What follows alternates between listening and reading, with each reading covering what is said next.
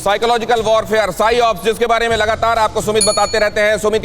सुमित ने कई बार इस बात पर एम्फेसाइज करके बताया है कि किस तरीके से दुश्मन से बगैर फिजिकल लड़ाई लड़े, अपने आप की पोस्चरिंग यूं कीजिए कि वो आपके सामने सरेंडर करने लगे। और वॉर ऑफ एट्रिशन, जिसका जिक्र अभी सारंग साहब ने किया, उसको जो डिफाइन किया जाता है, the international encyclopedia on first world war defines attrition warfare as the sustained process of wearing down an opponent so as to force their physical collapse through continuous losses। अब जरा इसको समझाइए सुमित, ये क्या है और क्या ये जो तमाम तरीके अपनाए जा रहे हैं चीन की तरफ से, हिंदुस्तान इसको सबको पहले समझते हुए प्रीएम्प्ट कर पा रहा है क्या? जल्दी से। बिल्कुल चाइना की ये सारी स्ट्रैटेजी भारत पहले ही डिकोड कर चुका है। भारत जानता था कि इन सरप्राइज का मतलब भारत को प्रेशराइज करना है, और उन प्रेशराइज करने के बाद नेगोशिएशन टेबल पे जब भारत आए तो लगातार भारत को इतना प्रेशर डाल दे कि भारत को चीन की हर बात माननी पड़ जाए। लेकिन हमने ये स्ट्रैटेजी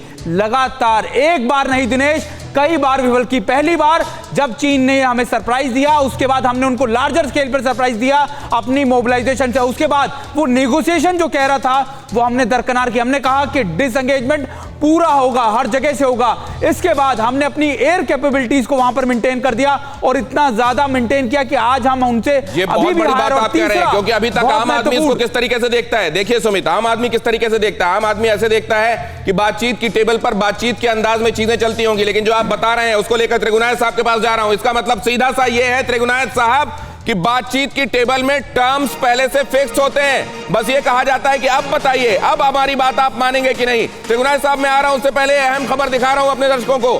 सर्दियों में चीन को जवाब देने के लिए सेना तैयार, आधुनिक उपकरण से लैस होगी Indian army. Fast interceptor motorboat से पैंगोंग में गश्त होगी। सेना को 50 इजरायली टैंक रोधी मिसाइल लॉन्चर्स मिलेंगे। 40,000 जवान ऑपरेशनल मोड में तैनात कर दिए गए हैं। सुमित, ये बड़ी खबर, इस पर टिप्पणी आपकी जल्दी से। देखिए, ये ऑपरेशन मोड के अंदर तो भारतीय सेना कई सालों से है। टू फ्रंट सिनेरियो की बात कर लीजिए आप, और खास तौर पे जब आप बात कर लीजिए कि जब ये ऑपरेशनल कैपेबिलिटीज की। लेकिन हाँ, ये जरूर है कि अप्रैल महीने के बाद से जो स्थिति बदली, भारत ने अपनी मोबिलाइजेशन को इतना ज्यादा मजबूत कर रखा है कि अब और दशक लग जाएंगे चीन को कुछ करने में, और ये इसका सबूत हमने 29 तारीख को देख लिया। इसका 29 तारीख को दे दिया। अभी इसको आगे बढ़ाना है, अभी इसको आगे बढ़ाता हूं, मैं आगे बढ़ाता हूं और जरा जाता हूं त्रिगुनायत साहब के बाद मैं संजय सोई के पास साहब के पास आने वाला हूं। त्रिगुनायत साहब, एक अहम बात ये कि टेबल जो टॉक्स होती हैं उसमें क्या टर्म्स आर ऑलवेज फिक्स्ड और टॉक्स चलती रहती हैं? क्या पहले से तय होता है कि किस पर बात होनी है? देखिए दिनेश जी, यहाँ पर तो पहले से पता है कि क्या था। इंडिया की पोजीशन क्लियर कट थी कि स्टेटस को एंटी होगा। नहीं, मेरा कहने का मतलब यह है कि दोनों तरफ से तय होता है। हमारी बात यह है टॉक्स में सिर्फ वहां क्या चल रहा है, बॉर्डर में ताकत किसके पास कितनी है, उस पर मुनहसर होता है क्या कि वहां किसकी बात मानी जाएगी?